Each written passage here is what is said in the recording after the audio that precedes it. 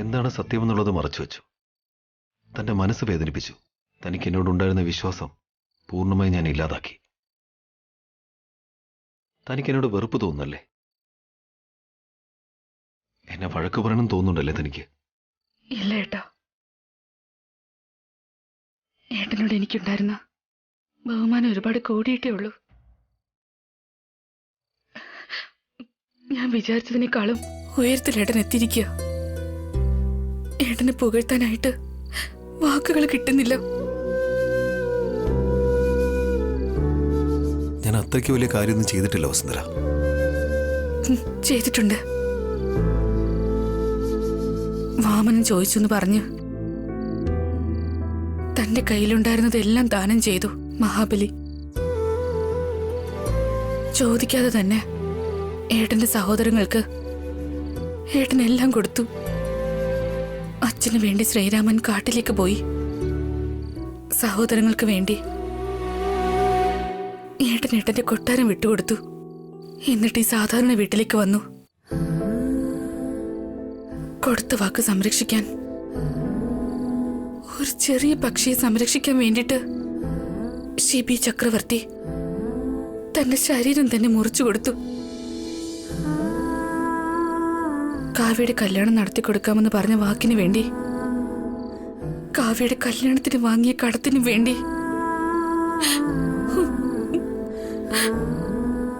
ഏട്ടന്റെ ശരീരഭാഗം തന്നെ ദാനം ചെയ്തു. അവർക്ക് ചെയ്തത് ഉയർന്നതാണെങ്കിൽ ഏട്ടൻ ചെയ്തതും ഉയർന്നത് തന്നെയാ.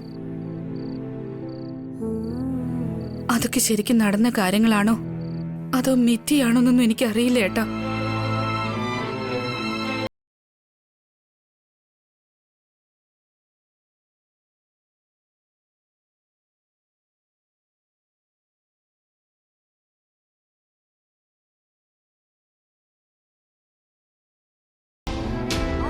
പക്ഷെ ഞാൻ തന്നോട് അന്യായം കാണിച്ചില്ല വസുന്ധര. എന്റെ ജീവിതവും ഞാനും എല്ലാം തനിക്കുള്ളതാണ്. തന്നോട് പറയാതെ എന്റെ ശരീരത്തിന്റെ ഒരു ഭാഗം തന്നെ ഞാൻ വിറ്റുകളഞ്ഞു. അതിന്റെ പേര് ദ്രോഹമെന്ന് തന്നെ. അല്ല ഏട്ടാ, ഇതിന്റെ പേരാ ത്യാഗം. എല്ലാരെ കൊണ്ടും ഇത് ചെയ്യാൻ പറ്റില്ല. ഏട്ടനെ പോലെ ചിലർക്ക് ഇങ്ങനെയൊക്കെ ചെയ്യാൻ പറ്റൂ. തനിക്ക് വിഷമം തോന്നില്ലേ? ഉണ്ട് ഏട്ടാ, എനിക്ക് വല്ലാത്ത പേടിയുണ്ട്. ഏട്ടൻ എന്തെങ്കിലും സംഭവിച്ചോ? ഞാനും കുട്ടികളും. എനിക്കൊന്നും സംഭവിക്കില്ല വസുന്ധര. ഏട്ടന്റെ അത്രയും ധൈര്യം എനിക്കില്ല ഏട്ടാ. കിഡ്നി ഡൊണേറ്റ് ചെയ്യാൻ ഏട്ടൻ തീരുമാനിച്ചപ്പോ എന്നോടൊരു വാക്കെങ്കിലും ചോദിക്കായിരുന്നില്ലേ? ആ കിഡ്നി ഞാൻ കൊടുക്കുമായിരുന്നല്ലോ.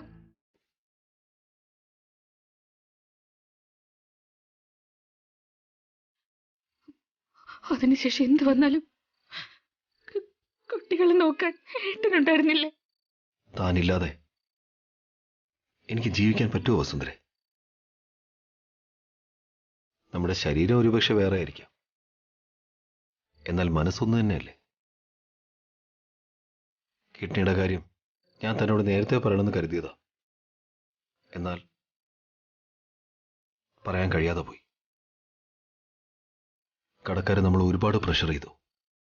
നമ്മുടെ കടം തീർക്കാനായി വേറെ ഒരു വഴിയും കിട്ടാതെ വരുമ്പോൾ ഏട്ടനെ അഖിലിനെയും കാർത്തികയെയും ഇങ്ങോട്ടേക്ക് വിളിച്ചുകൊണ്ട് വരാൻ പറ്റില്ല.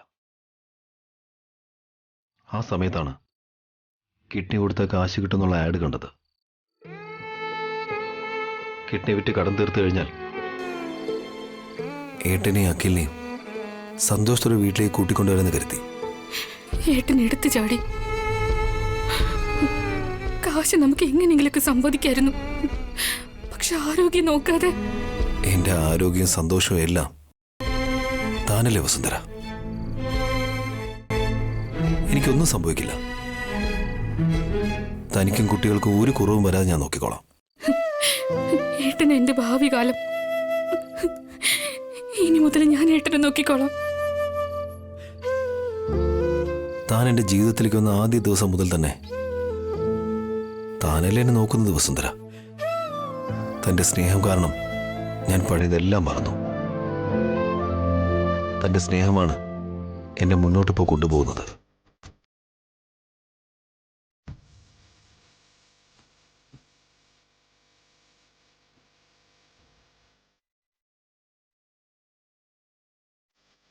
ഏട്ടൻ എന്ത് വിചാരിക്കുന്നോ അത് തന്നെയാണ് ഞാനും വിചാരിക്കുന്നത്.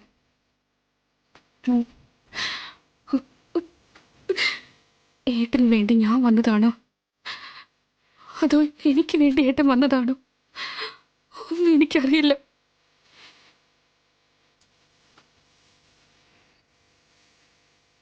നമ്മൾ എന്നും ഒരുമിച്ച് തന്നെ ഉണ്ടാകും വസുന്ധര. കണ്ടുമുട്ടാൻ നമ്മൾ താമസിച്ചെങ്കിലും ഒരുമിച്ച് ജീവിക്കുന്നത് വളരെ ആനന്ദകരമാണ്. അച്ഛാ, ആ അമ്മേ, വാ ഉണ്ണി. അച്ഛന് കുഴപ്പമൊന്നുമില്ലല്ലോ? എനിക്ക് ശരിക്കും പേടിയാവുന്നുണ്ട്. ഡോണ്ട് വറി ഉണ്ണി, എനിക്കൊന്നും സംഭവിക്കില്ല. ഞാൻ ഹെൽത്തി ആയി തന്നെ ഇരിക്കും. സോറി അച്ഛാ, അങ്ങനെ ചെയ്യാനൊക്കെ എന്താ അച്ഛന് തോന്നിയത്?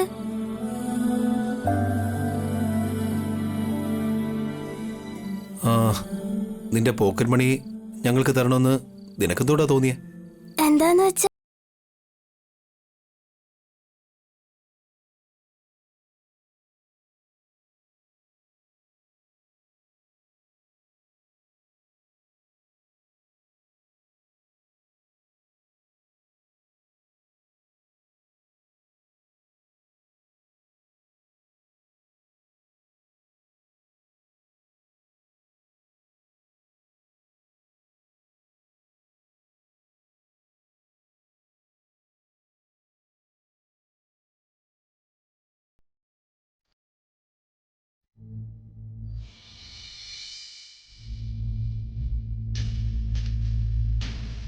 അപ്പൊ നീ എന്റെ ലിറ്റിൽ സ്റ്റാർ, അപ്പൊ അമ്മ അമ്മ ഹോംലി സ്റ്റാർ. നമ്മളെല്ലാവരെക്കാളും വലുതാ.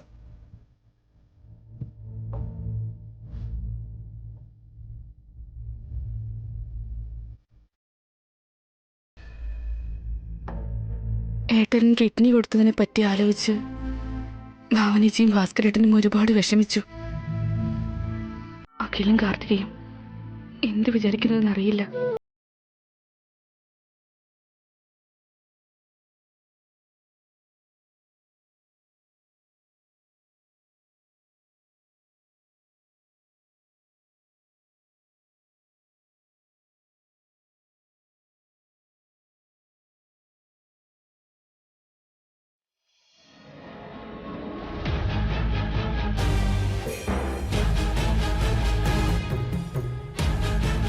അബേട്ടൻ കിഡ്നി ഡൊണേറ്റ് ചെയ്തെന്നൊക്കെ പറഞ്ഞപ്പോ ഞാനൊക്കെ ഷോക്ക്ഡ് ആയിപ്പോയി കാർത്തിക. ഞാനും ഷോക്കായി അഖിൽ. ഞാനന്ന് ഷോക്കായില്ല. ഇതുപോലെ എന്തെങ്കിലുമൊക്കെ നടക്കുമെന്ന് എനിക്ക് മുമ്പേ അറിയായിരുന്നു. എന്തറിയായിരുന്നു? എന്താ അഖിൽ, ജോലിയില്ല, കച്ചവടവും ഇല്ല, 20 ലക്ഷം കടം എങ്ങനെ അടച്ചു തീർക്കുന്ന? കടക്കാരാണെങ്കിൽ കഴുത്ത് ഞെരിക്കുന്നത് പോലെയാ നിൽക്കുന്നെ. ഇതുപോലുള്ള സമയത്ത് ആരായാലും തന്നെ വിൽക്കുന്ന ഒരു അവസ്ഥയിലേക്ക് വരും. എന്നാലും കിഡ്നിയൊക്കെ വിൽക്കുകയെന്ന് വെച്ചാ ആലോചിക്കുമ്പോഴേ പേടിയാകുന്നു. എന്താ കാർത്തികേ, പെട്ടെന്ന് നിനക്കൊരു സഹതാപം പോലെ? പക്ഷെ എനിക്ക് നല്ല വിഷമം തോന്നുന്നുണ്ട് ഇളയമ്മേ. ആ, നിങ്ങൾക്ക് എങ്ങനെ ഫീൽ ചെയ്യാനാ അവൻ ഇങ്ങനെ ഓരോന്ന് ചെയ്യുന്നത്? ആന്റി എന്തായി പറയുന്നേ? നിങ്ങൾക്ക് ഇനിയും മനസ്സിലായില്ലേ? ഇതെല്ലാം ഒരു തരം നാടകമാ. ഇതെങ്ങനെ നാടകമാവുന്നേ? കടം അടയ്ക്കാൻ വേണ്ടി കിഡ്നി വിറ്റു എന്ന് പറയുമ്പോ അബിയുടെ മേലെ നമുക്കൊക്കെ ഒരു സഹതാപം തോന്നില്ലേ? അത് അബിയും വസുവും മുതലെടുക്കുകയാണെന്ന് നിങ്ങളൊക്കെ ഒന്ന് മനസ്സിലാക്ക്. അതെങ്ങനെ ക്യാഷ് ആക്കാൻ പറ്റും? കിഡ്നി കൊടുത്തു എന്നുള്ള സെന്റിമെന്റ്സ് വെച്ച് വീട് വിറ്റ് നിങ്ങളുടെ പങ്ക് തരണമെന്ന് അവൻ പറയും. പാവം തോന്നി നിങ്ങൾ അത് സമ്മതിക്കുകയും ചെയ്യും. അപ്പോ 20 ലക്ഷം മുടക്കി കോടിക്കണക്കിന് വിലയുള്ള വീടിനെ അവര് സ്വന്തം ആക്കുന്ന അർത്ഥം.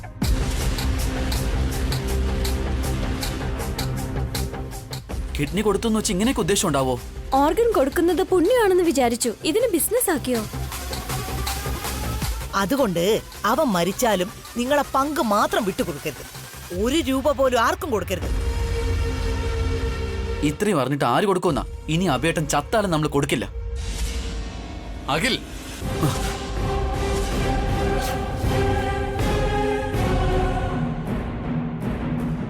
എന്തൊക്കെയാടാ ഈ പറയുന്നേ? ആര് ചാവാനാ നീ ആഗ്രഹിക്കുന്നേ? നീ ഒരു മനുഷ്യനാണോടാ? നിന്നൊക്കെ എന്ത് ചെയ്താലും പുണ്യം മാത്രമേ കിട്ടൂ. എന്നെ ഞാൻ വെറുതെ വിടണം. കൊന്നുകളയുന്നില്ല ഞാൻ. ഇത് ഭാസ്കരേട്ടാ വിടാൻ. എടാ ഭാസ്കറെ, ഭാസ്കർ എന്നാ വിട്ടേ. ഏട്ടാ ഞാൻ ഒന്ന് പറയട്ടെ. ഏട്ടൻ എന്തിനാ ഇത്ര ഇമോഷണൽ ആവുന്നേ? അപ്പൊ ഈ നിനക്കൊരു ഏട്ടനെ പോലെയാടാ. ഒരു കാലത്ത് നിന്നെ ഊട്ടിയ ദൈവം ഈ കുടുംബത്തിന് വേണ്ടി സ്വന്തം വൃക്ക പോലും വിൽക്കാൻ അവൻ തയ്യാറായി. കുടുംബാണെന്ന് പറഞ്ഞ് ഞങ്ങൾ എന്തിനാ അതിൽ ചേർക്കാൻ നോക്കുന്നേ? അഭിയേട്ടൻ സ്വന്തം കിഡ്നി വിറ്റത് നിങ്ങളുടെ മകൾ കാവ്യയുടെ കല്യാണത്തിന്റെ കടം തീർക്കാൻ വേണ്ടിയാ. അതല്ലാതെ ഞങ്ങൾ അമേരിക്കയിലേക്ക് വിടാൻ വേണ്ടിട്ടൊന്നുമല്ല. കാവ്യ നിനക്ക് ആരുമല്ലേ കാർത്തികേ? അവൾക്ക് ഈ കുടുംബത്തിൽ എന്ത് അവകാശമുണ്ടോ നിനക്കും അതേ അവകാശമേ ഈ കുടുംബത്തിലുള്ളൂ. എന്തിനെങ്ങനെ മനസാക്ഷിയില്ലാതെ സംസാരിക്കുന്നേ? ആ അതെ, ഈ വീട്ടിൽ അബിക്ക് മാത്രല്ലേ മനസാക്ഷിയുള്ളൂ, വേറെ ആർക്കും ഇല്ല. നിങ്ങൾക്ക് മാത്രമല്ല, ഞങ്ങൾക്ക് മനസാക്ഷിയില്ല. നമ്മളെല്ലാരും കൂടെ ചേർന്ന് അബിയെയും ബസൂനെയും കൊല്ലാക്കൊല ചെയ്യാണ്. നമുക്ക് വേണ്ടി ഒരു പെടാപ്പാട് പിടിയാ. നമുക്ക് വേണ്ടിയല്ല, അത് ഏട്ടന് വേണ്ടിയാണെന്ന് പറയും. ഞങ്ങൾക്ക് മാത്രമാണെന്നോ? അഭി നിങ്ങൾക്ക് വീട് തന്നില്ലേ, സ്വത്തുക്കൾ തന്നില്ലേ? ആരുടെ കാശുകൊണ്ടാ നിങ്ങൾ ഫാക്ടറി വാങ്ങിയത്? ആര് കാരണമാ നിങ്ങൾ ആഡംബരമായിട്ട് ജീവിച്ചത്? നിങ്ങളുടെ അറിവുകേട് കൊണ്ട് സ്വത്തെല്ലാം കളഞ്ഞു കുളിച്ച് നടു റോഡിൽ വന്ന് നിന്നപ്പോ നിങ്ങളെ വീട്ടിലേക്ക് കൂട്ടിക്കൊണ്ടുവന്ന് 3 നേരം നിങ്ങൾക്കൊക്കെ ഭക്ഷണം തന്നതാരാ? ഇപ്പോഴും നമ്മളൊക്കെ അബിയുടെയും വസുവിന്റെ തണലില്ല ജീവിക്കുന്നത്. ആ കാര്യമൊക്കെ നിങ്ങൾ മറന്നുപോയോ? ഞങ്ങളെ തോളിൽ ചുമന്നോട് നടക്കാൻ ആരാ പറഞ്ഞേ? ആ ഞങ്ങൾ ആവശ്യപ്പെട്ടോ? ഞങ്ങൾ ഞങ്ങളുടെ പാട്ടിന് പോയപ്പോ അഭിയേട്ടനും വസുവേട്ടത്തെയും കൂടെ ഞങ്ങളെ നിർബന്ധിച്ച് ഇവിടേക്ക് കൊണ്ടുവന്നു. നമ്മളെല്ലാവരും ഒരുമിച്ച് ജീവിക്കാനാ അബിയും വസ്തു അങ്ങനെ ചെയ്തത്. അത് മര്യാദയ്ക്ക് മനസ്സിലാക്കാതെ വായി തോന്നൊക്കെ വിളിച്ചു പറയല്ലേ. അബിയെ നിങ്ങൾ പ്രശംസിച്ചില്ലെങ്കിലും കുഴപ്പമില്ല, ഓരോന്നും പറഞ്ഞ് അവനെ ശപിക്കാതിരുന്നാ അല്ല, മതി. നിങ്ങൾ അവനെ പുകഴ്ത്തുന്നുണ്ടല്ലോ. ഭജനപ്പാട്ടും കീർത്തനപ്പാട്ടും ശ്ലോകമൊക്കെ പാടി നടക്കല്ലേ. ഇനി ഞങ്ങളും കൂടി അങ്ങനെ അങ്ങ് ചെയ്യാം. നിങ്ങളുടെ പ്രായത്തിനനുസരിച്ച് സംസാരിക്കലേമേ. അഖിലിനും കാർത്തികയ്ക്കും നല്ലത് പറഞ്ഞു കൊടുക്കുന്നതിന് പകരം നിങ്ങൾ തന്നെ അവരെ നശിപ്പിക്കുകയാണല്ലോ. ഓ നന്നായിരിക്കുന്നു. ഇവര് പാല് കുടിക്കുന്ന കൊച്ചു കുട്ടികളല്ലേ, ഞാൻ എന്തു പറഞ്ഞാലും കേൾക്കാൻ. ആ എടാ അഖിൽ, നിന്റെ ഏട്ടനായി ഞാൻ പറയുന്നൊന്ന് കേക്ക്. അബി എന്റെ സ്വന്തം സഹോദരനല്ലെങ്കിലും നിന്റെ ഏട്ടനല്ലെങ്കിലും, എന്നിട്ടും നമ്മുടെ അച്ഛനും അമ്മയെക്കാളും ഒരുപാട് കൂടുതൽ അബിയും വസുവും നമ്മളെ നോക്കിയിട്ടുണ്ട്. അവരോട് നമ്മൾ സ്നേഹം കാണിച്ചില്ലെങ്കിലും കുഴപ്പമില്ല, അറ്റ്ലീസ്റ്റ് ഒന്ന് വെറുക്കാതെങ്കിലും ഇരുന്നൂടെ. അവരെ മനസ്സിലാക്കിയില്ലെങ്കിലും കുഴപ്പമില്ല, തെറ്റിദ്ധരിക്കാതിരുന്നാ മതി. നമ്മളോട് പറയാതെയും നമ്മുടെ സഹതാപം പിടിച്ചു പറ്റാനുമൊക്കെ വേണ്ടി സ്വത്ത് വിൽക്കേണ്ട ആവശ്യമൊന്നും അബിക്കില്ല.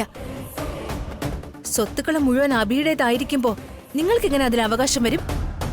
സ്വത്ത് വിറ്റാലും അനുഭവിച്ചാലും അത് ദാനം ചെയ്താലും അതെല്ലാം അബിയുടെ ഇഷ്ടമാണ്. ഇതൊന്നും ആലോചിക്കാതെയാണല്ലോ നിങ്ങളൊക്കെ സംസാരിച്ചുകൊണ്ടിരിക്കുന്നത്. നമ്മളൊക്കെ മനുഷ്യരാടാ, മൃഗങ്ങളെ പോലെ ജീവിക്കരുത്.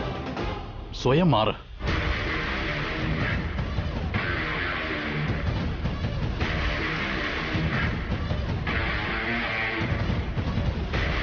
എന്താ ആന്റി ഏട്ടൻ ഇത്ര വലിയ ക്ലാസ് എടുത്തിട്ട് പോയത്? കേൾക്കാൻ ആളുണ്ടെങ്കിലേ എന്ത് വേണേലും പറഞ്ഞോണ്ടിരിക്കും. അത് വിട്, ഇവരോട് നമുക്ക് എന്തിനാ സമ്പർക്കം? നമുക്ക് 3 പേർക്കും ജോലി കിട്ടിയില്ലേ. ഇനി സമാധാനത്തോടെ കാശുണ്ടാക്കി നമുക്ക് സന്തോഷത്തോടെ കഴിയാം. അവരെവിടെയാ പോയി തൊലയട്ടെ. കറക്റ്റ് ആന്റി, ഇവരുമായിട്ട് നമുക്ക് ഒന്നും വേണ്ട. ആ വീട് മാറി അതിലും നന്നായിരിക്കും. ആ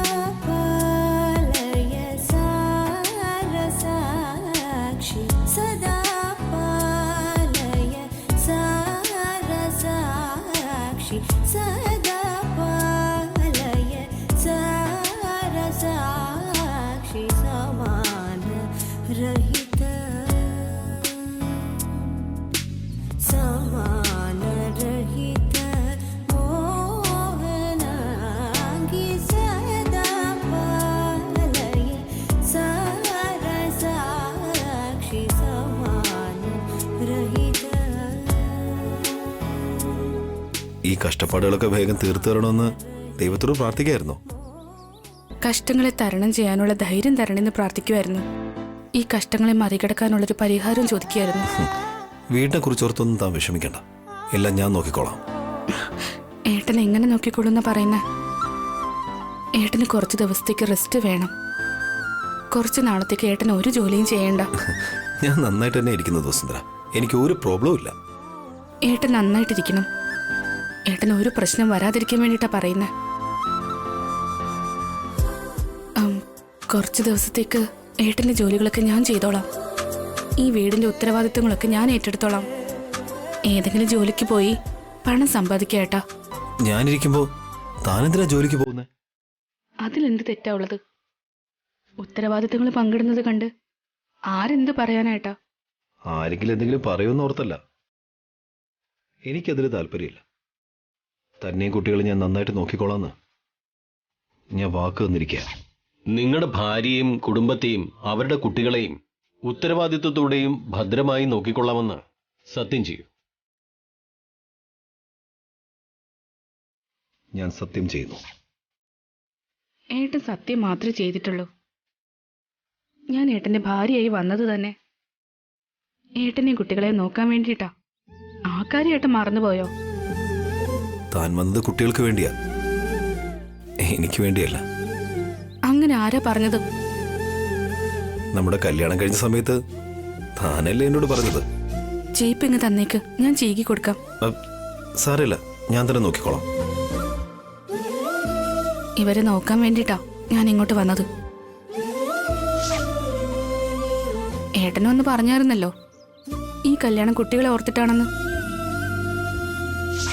അനുവിന് കീർത്തിക്ക് ഒരു അമ്മയുണ്ടാവണമെന്ന് കരുതിയിട്ടാ ഞാൻ വിവാഹം കഴിച്ചത്. അല്ലടോ, നമ്മുടെ കല്യാണം നമുക്ക് വേണ്ടിയും നമ്മുടെ കുട്ടികൾക്ക് വേണ്ടിയാ. അത് തന്നെയല്ലേ ഞാനും പറഞ്ഞത്. നമ്മൾ നമുക്ക് വേണ്ടി, നമ്മുടെ കുട്ടികൾക്ക് വേണ്ടി, നമ്മുടെ കുടുംബത്തിന് വേണ്ടി. അതുപോട്ടെ, എന്ത് ജോലിക്ക് പോണെന്നാ പ്ലാൻ? അറിയില്ല. സർട്ടിഫിക്കറ്റ് എടുത്തുകൊണ്ട് ദണ്ഡിയാത്ര തുടങ്ങാൻ പോവാ. ഏതെങ്കിലും ഒരു നല്ല മനസ്സ് എനിക്കൊരു നല്ല ജോലി തരും. സർട്ടിഫിക്കറ്റ്സ് ഒക്കെ ആയിട്ട് ദണ്ഡിയാത്ര നടത്തേണ്ട സമയമല്ലേ ഇത്. ജോബ് ഓഫർ ഉണ്ടെങ്കിൽ അപ്ലൈ ചെയ്യണം. പരീക്ഷ, ഇന്റർവ്യൂ, അങ്ങനെ എല്ലാം ഉണ്ടാവും. അറിയാം ഏട്ടാ. ആ പ്രോസസ് ഒന്നും ഇല്ലാതെ ആരുടെങ്കിലും കെയർ ഓഫിലോ റെക്കമെൻഡേഷനോ ചെയ്താ എനിക്ക് ജോലി കിട്ടില്ല ഏട്ടാ. ഇതൊക്കെ ആര് ചെയ്യാനാ?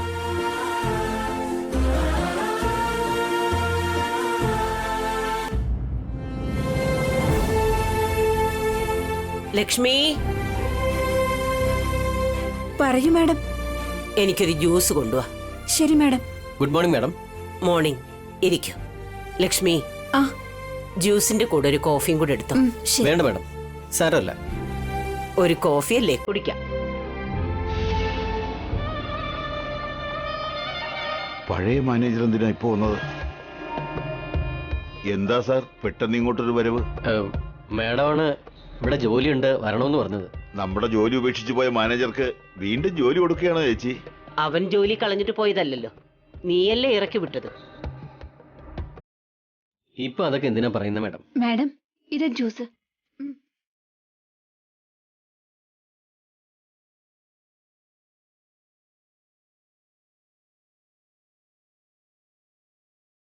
എന്നെ ബോംബ് ബ്ലാസ്റ്റിൽ നിന്ന് രക്ഷിച്ച ആ പെൺകുട്ടിയെ കണ്ടുപിടിക്കാൻ പറഞ്ഞു ഞാൻ.